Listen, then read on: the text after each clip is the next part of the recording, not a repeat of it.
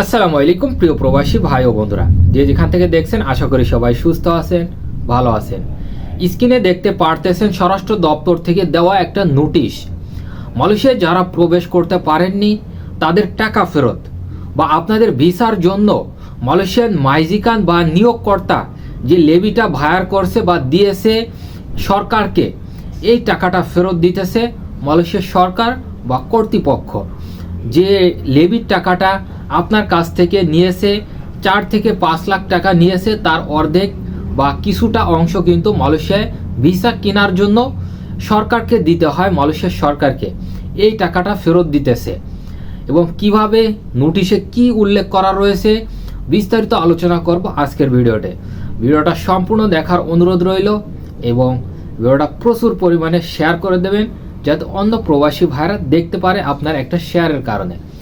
এবং আমরা বাংলাদেশি কেমন একটা দেশে বসবাস করি এবং মালয়েশিয়া কেমন একটা দেশ, আপনারা কিন্তু এই নোটিশটা দেখলে বা নোটিশটার যে কি বলেছে দেখলেই আপনারা কিন্তু বুঝতে পারবেন মালয়েশিয়া কেমন একটা দেশ এবং বাংলাদেশ, আমরা বাংলাদেশি নাগরিক আমরা কেমন, বা আমাদের যে মন্ত্রণালয়, আমাদের যে সংস্কৃতি এটা কেমন, বা আমাদের যে প্রশাসন আছে এই প্রশাসনগুলো কেমন, বিস্তারিত রয়েছে ভিডিওতে। সময় তো প্রবাসী ভাই ও বন্ধুরা, স্ক্রিনে আপনি যে নোটিশটা দেখেছেন এই নোটিশে উল্লেখ করা আছে মালয়েশিয়ার যে নিয়োগকর্তাগুলো বাংলাদেশ থেকে লোক আনার জন্য ভিসার জন্য অ্যাপ্লাই করেছে মালয়েশিয়ার সরকারের কাছে বা ইমিগ্রেশনের কাছে, এখানে একটা লেবি দেওয়া লাগে মালয়েশিয়ার সরকারকে। বা আপনি যে 4 থেকে 5 লাখ টাকা জমা দিয়েছেন আপনার এজেন্সির কাছে, এখান থেকে কিন্তু কিছু অংশ এই ভিসা কেনার জন্য মালয়েশিয়ার সরকারকে দিতে হয়, বা মালয়েশিয়ার যে ইমিগ্রেশন ডিপার্টমেন্ট আছে এই ডিপার্টমেন্টে কিন্তু জমা দিয়ে আপনার ভিসাটা অ্যাপ্রুভাল করাতে হয় বা অ্যাপ্রুভ করাতে হয়। এখানে মালয়েশিয়ার সরকার বা মালয়েশিয়ার স্বরাষ্ট্র দপ্তর থেকে যে নোটিশটা দিয়েছে আপনারা দেখতে পারতেছেন স্ক্রিনে, এখানে কিন্তু এই লেবির টাকাটা অলরেডি মালয়েশিয়ার সরকার ফেরত দেওয়ার জন্য এই নিয়োগকর্তাগুলোকে একটা নোটিশ দিয়েছে। এই নোটিশের ধারা বা এই নোটিশে যে সব কথাগুলো উল্লেখ করা আছে এই ধারাবাহিকতায় কিন্তু এই নিয়োগকর্তাগুলো এই টাকাগুলো ফেরত পাবে। বা আমরা বাংলাদেশ থেকে আমরা যারা মালয়েশিয়া আসতে চাচ্ছি 4 থেকে 5 লাখ টাকা দিয়ে মালয়েশিয়ায় আসতে যাচ্ছি, বিভিন্ন নিয়োগকর্তাকে দিয়েছি। এখন আপনারা আসতে পারেননি, আপনার টাকাটাও ফেরত দিতে পারতেছে না, বা আপনাকে বিভিন্ন ধরনের অ্যাপ্লাই করতে বলতেছে।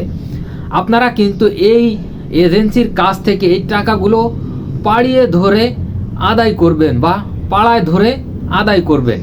মালয়েশিয়ার সরকার দেখেন কি অবস্থা, বা মালয়েশিয়ার স্বরাষ্ট্রমন্ত্রী থেকে বা মালয়েশিয়ার স্বরাষ্ট্র দপ্তর থেকে অলরেডি নোটিশ দিয়েছে এই টাকাগুলো ফেরত নেওয়ার জন্য বা ফেরত দেওয়ার জন্য। তবে আমরা বাংলাদেশের যে মন্ত্রণালয় আছে প্রবাসী কল্যাণ মন্ত্রণালয়, এখান থেকে আমরা যারা সাধারণ প্রবাসী বা সাধারণ ওয়ার্কার হিসাবে মালয়েশিয়ায় প্রবেশ করতে চেয়েছিলাম, আমরা তো প্রবেশ করতে পারিনি এবং আমাদেরকে বিভিন্ন ধরনের অ্যাপ্লাই বা বিভিন্ন ধরনের শর্ত দিতেছে। এই শর্তের মাধ্যমে আমাদেরকে টাকা আদায় করতে বলতেছে। আমরা বিভিন্ন এজেন্সির মাধ্যমে বা অনেকেই কিন্তু ব্যাংকের মাধ্যমে লেনদেন করেননি, অনেকেই গ্রাম্য দালাল বা বিভিন্ন যে ফয়রা দালালগুলো আছে এই দালালের মাধ্যমে অনেকেই টাকা জমা দিয়েছেন, কোনো ধরনের ব্যাংকের ডকুমেন্ট নেই বা হাতে টাকা দিয়েছেন। আপনারা কিভাবে অ্যাপ্লাই করবেন? আপনাদের এই 5 লাখ টাকা কি মার যাবে, বা আপনাদের এজেন্সি দিবে না, বা আপনাদের যে অফিসে টাকা জমা দিয়েছেন এটা কি পাবেন না? আপনারা অবশ্যই পাবেন। এই এজেন্সির কাছ থেকে আপনারা আপনার যে লোকের কাছে আপনি টাকা জমা দিয়েছেন এই লোককে আপনারা কিভাবে টাকা আদায় করবেন আমি আর ভিডিওতে বলতে পারতেছি না। অলরেডি আপনারা অ্যাকশন নিন বা আপনাদের টাকা আদায় করার চেষ্টা করুন। আশা করি সম্পূর্ণ ভিডিওটা বুঝতে পারছেন এবং মালয়েশিয়া থেকে যে নোটিশটা দিয়েছে আশা করি অনেকেই বুঝতে পারছেন।